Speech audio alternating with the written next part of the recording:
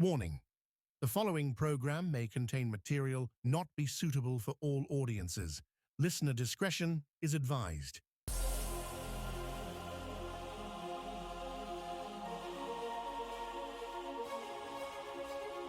Kill the noise and cut the static. Broadcasting from high in the mountains of West Virginia, we're leaving the 9 to 5 in the rearview mirror. The engine is warm, the lights are green, and it's finally time to shift your Wednesday into overdrive. And now, here's your host, Diego the Podcaster. On this episode of Bonus Overdrive Wednesday, our guest wears many hats, literally and figuratively. He's a veteran, a master of the high-stakes thriller, and most importantly, a very good friend of ours. He's an award-winning, best-selling action thriller author and the mastermind behind the Clifford's War series. With storytelling always on his mind, it's no surprise he just dropped the most intense project yet. And trust me when I say, the story gets hotter and more action-packed with every single book. All this plus more. Please welcome our good friend and award-winning author, Denison Reed. Reed, my friend, welcome to Bonus Overdrive Wednesday. Thank you for having me. It's an honor to be here with you, man. Man, I love having you on, man. The conversations we had beforehand is a whole show in itself. And I've known you now since, I think, the first book you had, Clifford's War series. Yes. The last time I had you on, we talked about Ty, Two Bad Dudes with Attitudes, and they're very bad news and a very popular book. I think got very good reviews. Some people say it's like one of your darkest works at that time. Oh yeah, Ty was probably my biggest hit so far, and it seems with each book it gets a little bit better. The reviews get better, and the audience gets bigger. So it's awesome seeing how this series is expanding and growing. So yeah, the last time we talked was with Ty. It was a prequel to the series. So if you want to start with Ty, you can start with Ty. But if you don't want to, you don't have to read it. You can go right into Clifford's War. It's no big deal. Great and easy to follow. But if you want to start with Ty, because we talked about it, I think last year, we really dug deep into these characters and what they're all about. Yeah. I really highly suggest you pick up a copy and then go through the whole series. But we're going to get into that with the conspiracies and high stakes thrillers because you're a master of that now. And we're going to address the most important fabric of our lives. And, I had to find a way to top your shirts because this started years ago where I think you shouted from across the hallway, say, "Hey, nice party shirt, dude." I was like, this guy really giving me a hard time. And it was actually a compliment, right? Yeah. I'm looking, what's wrong with my shirt? And then you had your shirt on. And I think that tradition carried on. It's happening today. I saw a few shirts today. You'll be very proud of some of the guys we used to work with. Nice. And I always look forward to Fridays because I want to know what is Reed wearing this time. I saw what you had one time on a was it a Santa Claus one? Oh yeah, I have a Santa Claus one. Yeah. And I know we shop I'm not going to give them a plug, but I think we shop at we have the same stylist, the same yeah, we shop at the same outlets. Same outlets. And every time I say, people like today for sure. I just got a shipment last week. I bought 3 new shirts. My blanket's slipping. I don't want to do a pre-reveal. Yeah, because we're going to do a big reveal today. And I don't think I ever beat you in the dad shirt wars. I think it came close once. You say, "Nice try, little buddy," but it's pretty close. You have some pretty awesome shirts. I'll admit, man. You got some pretty good ones. Thank you. And you know what? But I did up my game, not just in the shirt, with my footwear. Ooh, now, okay. I'll give you a little background. We're going to get into the book, I promise you, but I've been dying to talk to you about this for a very long time. I haven't seen you for a while. Yeah, it's been a bit, yeah. It's been many moons, my friend. I now have what I think is one of the best footwears, dad shoes out there today. And I was going to order it online, but I said, let me go to the store because there's two brands that come down. One, don't tell me it's New Balance. I'm not going to tell you that. Maybe. There's another one, Air Monarchs, right? There's another one. I think Nike makes those. And I went to my local Kohl's store and they had both brands. The one I initially was going to get, I said, well, let me get the Air Monarchs. I haven't worn those in a while. Every single shoe in that department only has one shoe in a box. What? The sign says, if you want the second pair to try them on, talk to the sales associate. That's crazy. I guess it's a sales technique, but that's weird. Sales technique, or my town's really having a bad problem with shoplifters. That's so one of the two, because it's the area is coming to my area now. It's they're building. We got a Chick-fil-A now. Pretty soon they'll have a Starbucks in every corner. Nice. I think we just got a Five Below, so we're getting there. We're getting there. You're moving up, man. Yeah, we're gonna get more Nova by the day. Mm-hmm. And so I figured, well, how am I gonna try 2 left shoes or 2 right shoes, right? So then I went online. Unfortunately, I was gonna get the brick and mortar store, some business, but I went to Amazon. I did not order the Air Monarchs. I did order the New Balance. You're right. Nice. That's dad shoe. That's dad shoe mecca right there. That's pinnacle dad shoe. Yeah, and I don't regret it because I bought a second pair in black.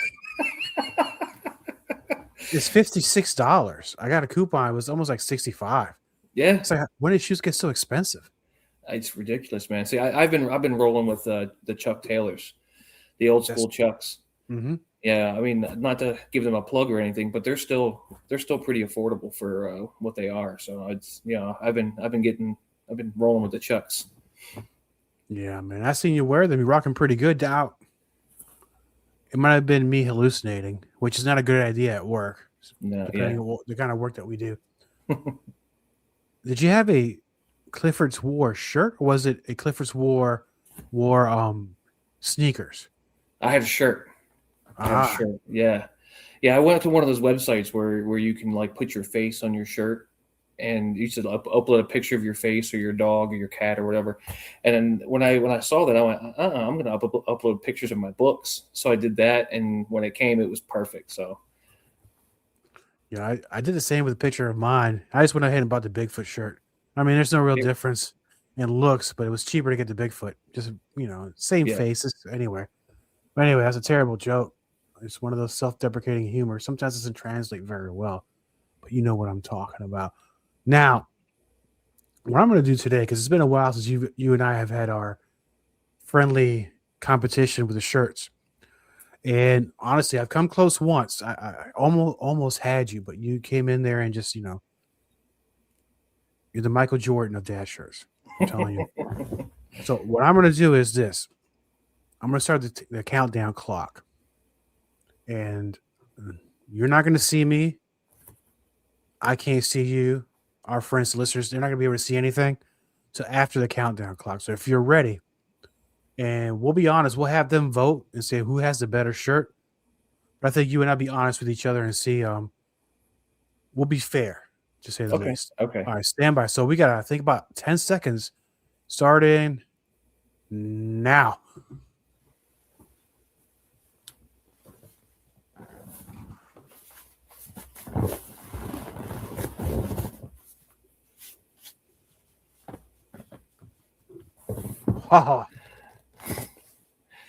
It's pause. Yeah. I got aliens. Aliens and cats. Oh, we both went cat themed. That's awesome. It's almost like we know each other. This wasn't even planned. I know. Not at all. Not at all.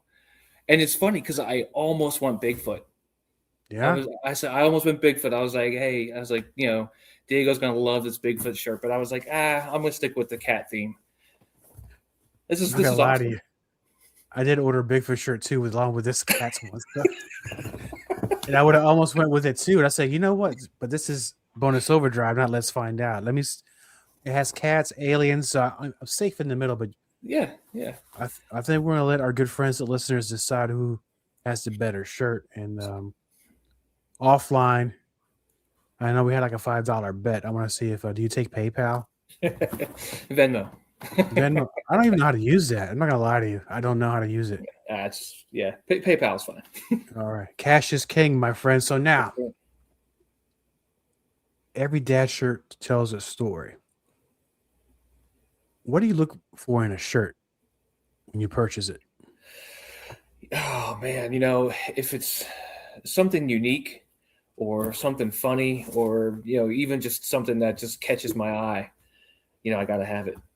It's just something about it. Like I think I have like 50, maybe 60 dad shirts now. So I mean, it's just something that catches my eye or something that's just insanely unique. I got to get one. And the wife tells me, "How many of these shirts are you going to get?" I go, "You know how much pressure I'm under trying to beat Reed.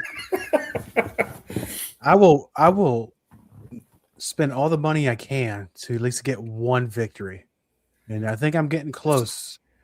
Yeah, you stop begging for them votes, man. All right, well, you got me on that one, man. So, but let's talk about why we brought you here tonight. You surprised me on this one, in a way, because we used to talk almost every day back when we worked with each other. But right now, we're very busy. You're busy writing books at your job, doing your thing. Same thing with me. I have both shows, and work keeps us pretty busy. Yeah. I started seeing something about a cover reveal one day. I'm like, oh, here we go. I mean, he didn't tell me anything about this. And normally all the other guys at work too say, that Reed's writing a new book. And they go, no, I didn't know. Then I saw it published. I was like, this guy didn't tell me. So you're still in the Clifford's War universe, but you're going a little more, I don't know, man. It seems that I know Ty was dark, but this is going to a different place I was not expecting. Yeah. Yeah. Well, I mean, it definitely was a very soft release. I mean, and that was planned. When I was writing the book, we wanted to have it done before Christmas, before the holidays, because we wanted to have, kind of do like, Christmas shopping. And, that's a big market for authors. A lot of people, try to promote and get things done like around Thanksgiving and Christmas so they can promote it for gifts and that kind of thing. But it wasn't ready, and it just time got away from me. And then when I got it over to my full-time publisher, which is Elliot J. Emerson, if you don't know, I'm sorry, not publisher, editor. She's my full-time editor. She read the book and she says it's not ready yet. We got to go back and change a few things. There's some plot holes, there's some mistakes and stuff like that. So we basically tag team through the holidays trying to get this done, and we got it done in January and had it published in February. But it was tight, it was close, it was stressful. I was pulling my hair out. I think I got a few more grays in my beard here. Yeah, but I mean, it was. We wanted to do a big reveal, but then we just decided, because we had to push back the release date, because at first we were going to do before Christmas, then we had to push it back to February.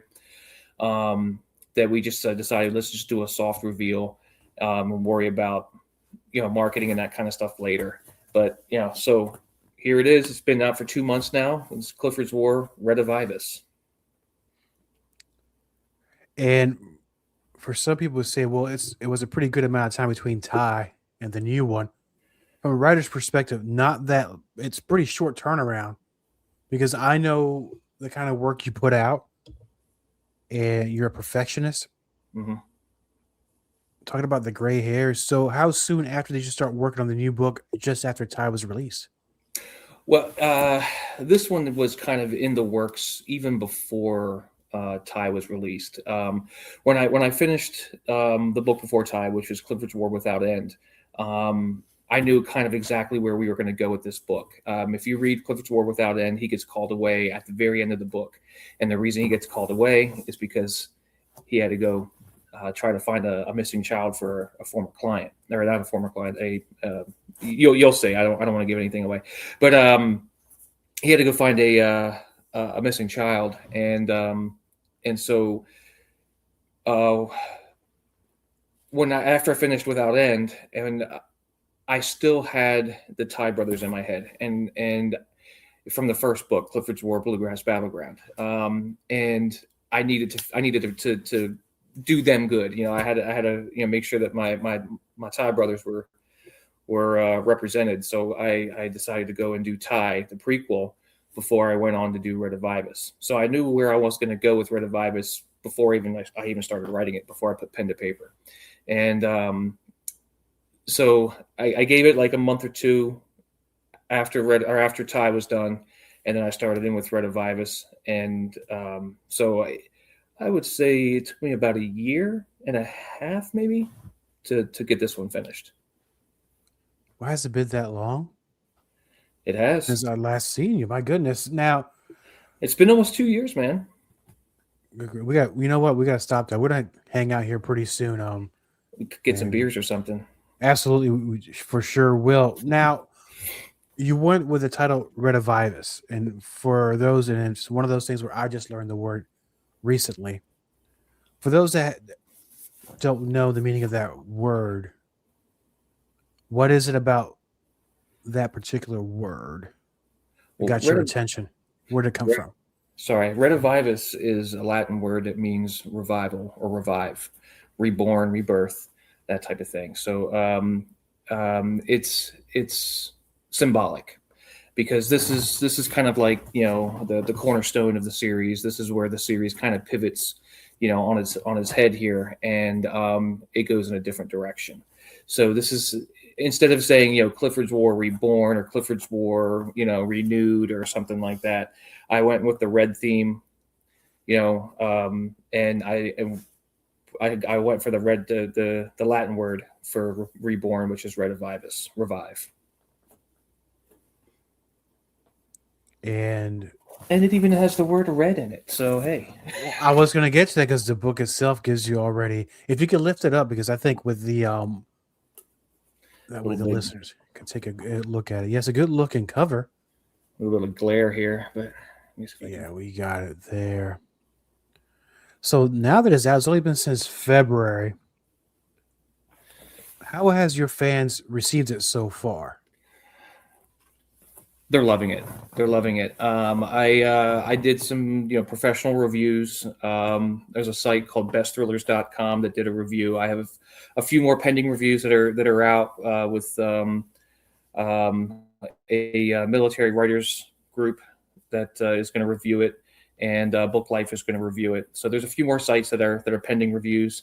But Best Thrillers, when they saw that I dropped a new book and I sent them a copy, they came back within like 3 weeks and they were like, "We loved your book. We can't wait." And as a matter of fact, I actually got a private note from one of the editors of the website that says, "We are so glad you dropped another book. We can't wait to dig into it."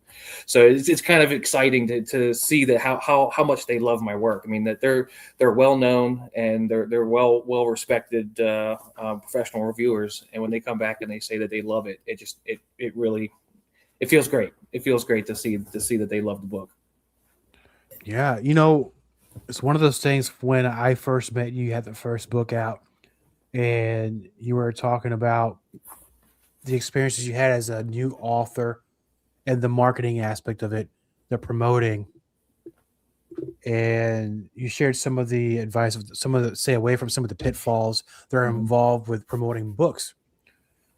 As each book came out, your experience, of course, progressed, and then the last time, one of the things was I saw that your face was on a giant screen in New York City. Yeah. So how did that? And I know we probably covered it a year and a half ago or 2 years ago, but how did that happen? How did you get your beautiful face in New York? Well, all of my books have won awards so far, and which is an honor. I mean, I can't be.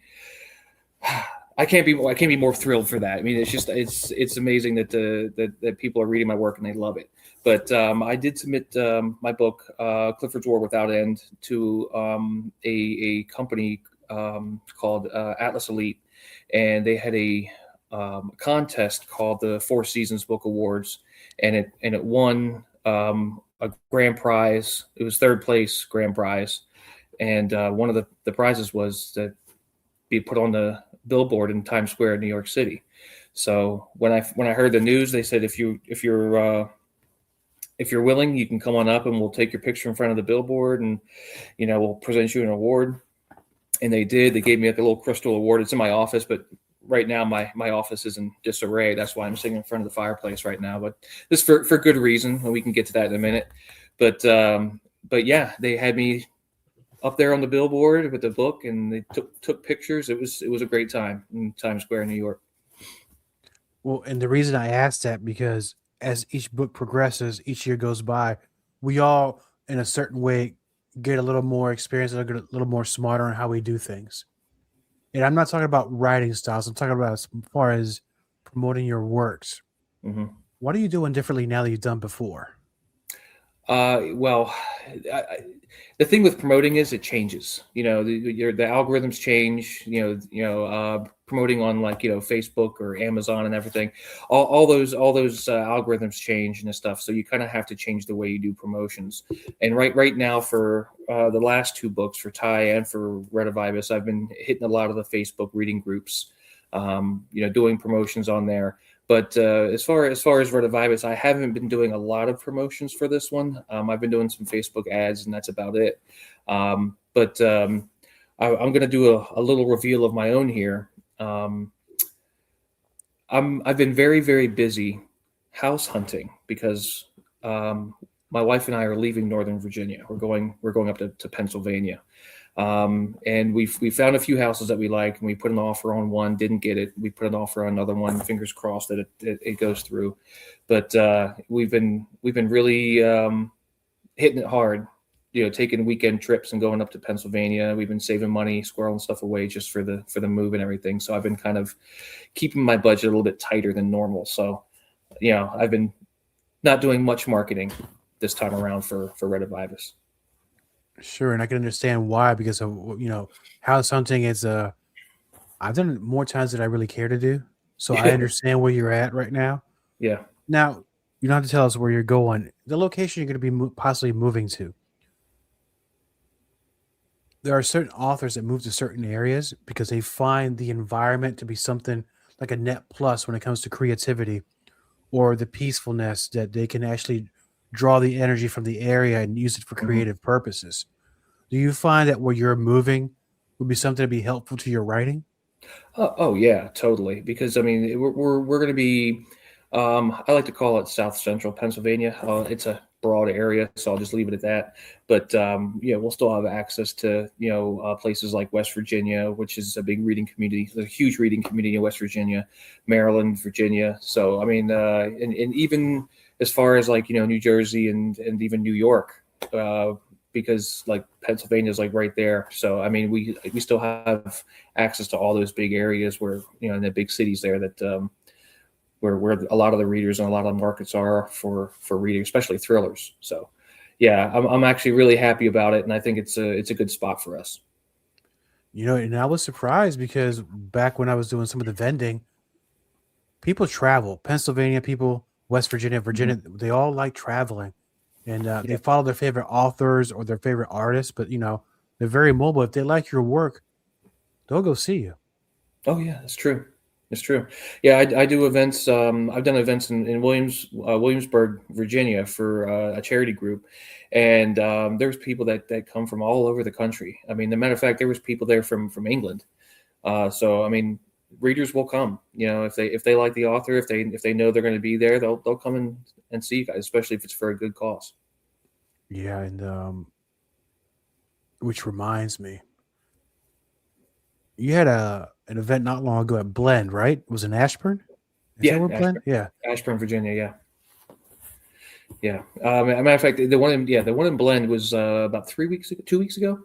It'll be 3 weeks by the time this comes out. But it was a pretty big event. It's one that I host and I put it together. I do all the legwork for it. And that's usually my big one for the year. And it's probably going to be my last one. I'm passing the torch over to some other authors that want to do it, and I've talked to the owner and I let him know. I let the secret slip to him that I was moving out of the area, and they were kind of upset about it, but they understood. And the event was amazing. We had a couple hundred people come out. Everybody had a good time. A lot of people sold tons of books. And, I saw some old familiar faces. I saw some, had some, new readers pick up the books. So it was a good time. It was a real good time. Excellent. We had 55 authors that day. That's a lot, because I know the layout of that area, and you would think you can't fit that many people around there, but you find a way. Yeah. You were the first person to actually, I ever did a vending event was with you. You broke me out of my shell, and then I did it for a couple of years thereafter. So I definitely appreciate that to help me promote my stuff. And then, well, a lot of changes in your life. And I know you've been very married to I'm always willing to help, man. Anytime. Yeah. Well, no, that's true.